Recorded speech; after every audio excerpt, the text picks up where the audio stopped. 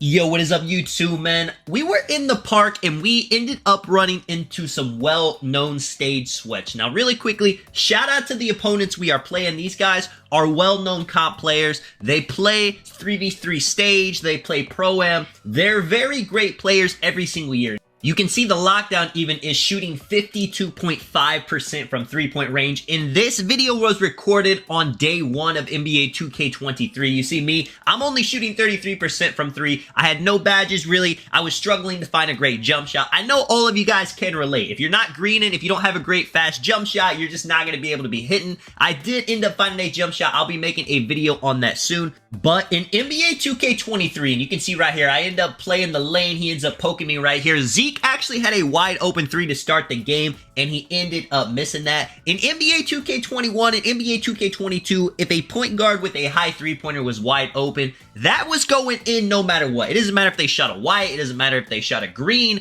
that shot was going to go in. Everybody was hitting everything. It is not that way in NBA 2K23. The meta was small point guards who would run to the left, run to the right. They would shoot a fading Hall of Fame circus threes, blinking red, jump shot, shoot a white. It didn't matter. It would go in because of the 99 three-point rating, because of how easy it was to shoot. But in NBA 2K23, it is a different animal entirely. You're going to see in this gameplay, the point guard, he's struggling to get open. And this is an elite point guard. Every single point guard on NBA 2K23 is struggling to score. If you've been having a hard time, it's not you, it is the game. This is no longer a 2K where you can give the point guard the ball and then just sit in the corner. Everybody watches him on the court and he's able to get a bucket running pick and roll at the center. You have to be a lot more crafty this year. The whole team is honestly going to need to be involved. You're gonna have to be able to get stops on the other end,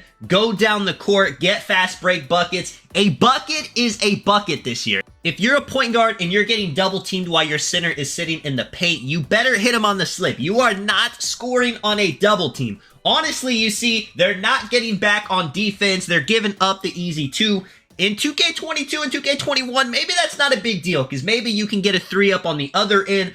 3v3 Park has been a three-point contest a lot of the time. Two-point shots were not valuable because getting three-pointers up were so easy. But in NBA 2K23, if you go up 4 points, if you're getting consistent twos, you've got good defense. The other team is not going to get consistent threes. I mean, I'm on a 6'9" build. I have max wingspan, but I did not make a pure lock type build. I'm guarding point guard, and as you can see, I'm boxing him up. Now, keep in mind, this is early game. He doesn't have all his playmaking badges. He's not all the way upgraded, but I don't have any of my defensive badges. I think I only had like 4 for this gameplay. I don't have all of my defensive stats up, so people are thinking point guards are going to adjust. They're going to get their badges. It's going to be a different game in a week. Lockdowns are going to get their badges, their stats, all of that. You see, I'm able to get a contest without having to jump on the point guard.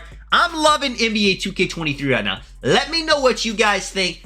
It feels nice having a different meta to play. It feels nice knowing that if we hop on the 3v3 court, if we're throwing lobs, if we're getting our twos, if we're playing great defense, we are still going to win all of our games. It doesn't matter how good the point guard is on the other team. Remember, these are stage sweats that we are playing against. I know people are going to probably clown them in the comments and say they weren't that good, but they are that good. It's just you can't play like NBA 2K22. You can't play like NBA 2K21.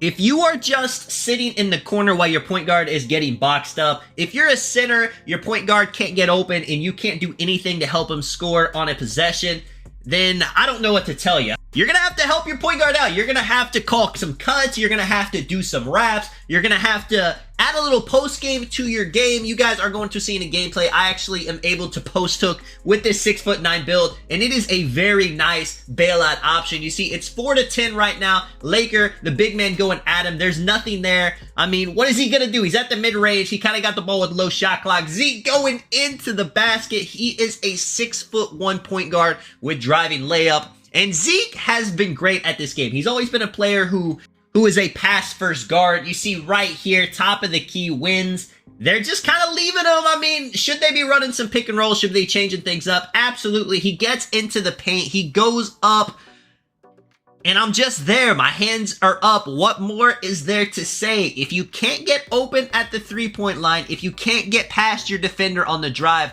what more? I mean, look at this, man. Zeke throwing a full court lob. There is nothing they can do, and we are taking everything we get. Whenever Lakers open on a drive, he's hitting the shot. You see, I got 4 points. I'm not even working too hard for it, just pretty much based on defense alone. Right here, he's trying to do some left-right wiggling around. It's resorted to that. Dribble moves are not working. He ends up getting switched onto Laker. Me and Laker actually have two very large builds, so we can kind of switch. We can go from lockdown. Look right here, man. I get dotted in the corner. Shoot the green.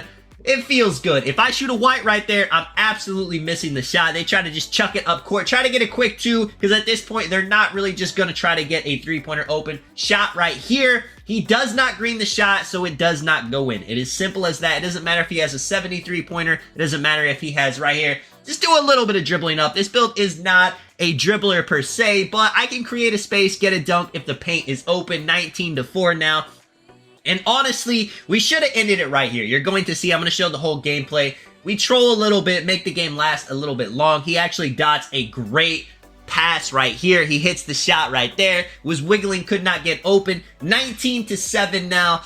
I wanted to get this video out for you guys. Laker right here too, going for the contact dunk. That dunk meter this year is a little bit tough to time, honestly. It felt easier in my career, but once you get to park, we have to deal with the latency, all that stuff again right here. Laker hit me on the fast break. I should have just took the easy two. I definitely could have. Dot Zeke. He's got sharpshooting takeover, and he misses the shot. Again, Zeke is doing very well shooting for the most part, but it's 2K. He's got sharp takeover. If he shoots a white, it does not matter. He's got the highest three-point rating on the court. You're not getting bailed out. That is huge right here. This man ends up taking the shot.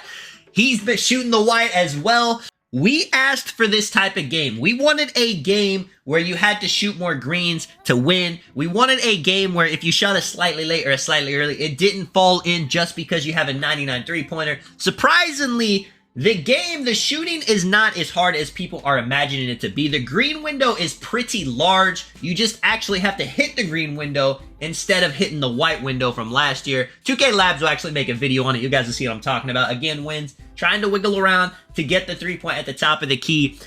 I know point guards are saying that, you know, they're going to find a way. I don't see a point guard being able to ISO a good lockdown defender at the top of the key and creating a three. Right here, man, I'm going into the post when I say post hook, just a little bit to troll him at the end of the game right here. I'm telling you guys, your build, if you could shoot fadeaways, if you could shoot post hooks, it's a nice bailout option to have in situations like this. And what more can I say? Great game all around. We played quite a bit yesterday. We ended up playing 30 games. We went 29-1. We did end up losing a game. We played against some tall locks where they would get a stop and they would be out on the fast break. That is definitely going to be a meta this year. If you guys enjoyed the video, if you know, drop me a like and subscribe. Of course, I appreciate it a ton. Stay tuned for more gameplay. This is Tonic Man. I'll catch you guys in the next one. I'm out. Peace.